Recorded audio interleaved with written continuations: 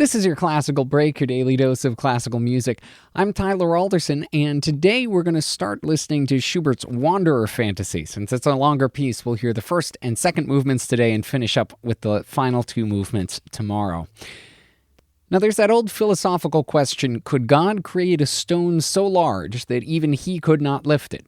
And this is the musical parallel to that. Could a composer create a piece so challenging that even he couldn't play it? Schubert answers this with a resounding yes. This is his most technically demanding piece, and even though he was an accomplished pianist, he had trouble playing it himself. It's also structurally innovative, not quite like any composition that came before it. The music itself is based off a song he wrote called The Wanderer, and is structured as a sort of theme and variations meets piano sonata. Rather than the four distinct movements of a sonata that each end decisively, the movements flow into one another, giving the piece a cohesive feel. This cohesion is enhanced by the fact that the movements share similar thematic material as well, presented in a wide variety of variations. Schubert was a prolific composer all around, but he was particularly productive in writing songs. He wrote over 600 Lieder, as they're known in German, most based around poems from some of the most celebrated poets of his era. His talent for melding words and music gained him a lot of fans in the Vienna music scene, and led to a unique kind of gathering known as the Schubertiade. This was a sort of informal concert, usually in the homes of his wealthy fans, where his music, and especially his songs, would be presented. Schubert himself would often accompany singers on the piano, and these gave him a venue to air out his new compositions for an appreciative audience. But while he had his fans, he was still having a hard time actually getting published. Schubert had the misfortune of being around when stable employment in noble courts was really starting to wane as an option for musicians, and royalties and commissions were the name of the game financially. Operas were fairly popular and could make a significant sum of money, but again, that depended on both an opera company's willingness to put on the show and the people's willingness to show up. Schubert was never a successful opera composer, even though he wrote quite a few of them. He also didn't have access to any of the great orchestras in Vienna, and his wonderful symphonies were relegated to small performances given by an amateur orchestra. Nowadays, Schubert's symphonies are some of the biggest moneymakers for orchestras out there, but none of them were actually publicly performed in his lifetime. One market that Schubert did have success in was piano music, bought up by the many middle-class and wealthy amateurs who were learning to play the instrument. This piece was dedicated to one such amateur, a rich student of the well-regarded composer Johann Nepomuk Hummel. It's safe to say that the piece itself was probably out of its dedicatee's league, but given that he had significant financial means, it was probably a business decision on Schubert's part. And it paid off. The piece was published rather quickly, despite the fact that it was far too difficult for the average piano player. Here's Daniel Blanche with the first two movements of Schubert's Wanderer Fantasy.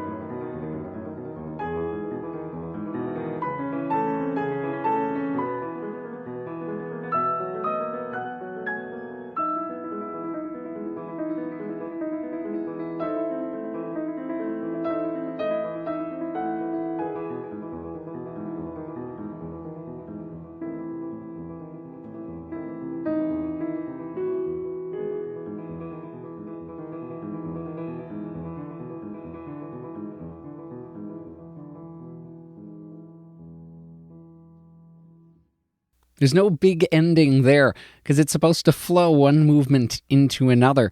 And this unity throughout the entire piece was something that was highly influential on later composers. Franz Liszt, in particular, really loved that concept. Thanks to Daniel Blanche for putting that recording up on musopen.org. And thank you for listening. If you have the chance, please rate and review this podcast wherever it is that you're getting it. I'm Tyler Alderson, and tomorrow for your classical break, we're going to be continuing with Schubert's Wanderer Fantasy. We'll listen to the third and fourth movements. I'll see you then.